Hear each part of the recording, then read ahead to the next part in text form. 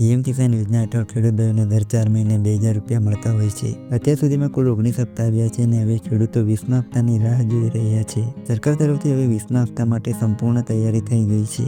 નવી તારીખ પણ જાહેર કરી દેવામાં આવી છે।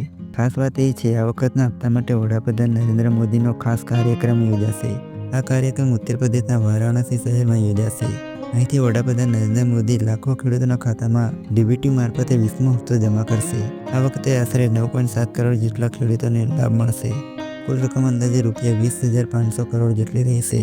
સરકાર તરફથી વધુ એક સૂચના આપવામાં આવી છે, જેઓની કેવાયસી હજી સુધી પૂરી થઈ નથી તેમના ખાતામાં હપ્તો જમા થશે નહીં।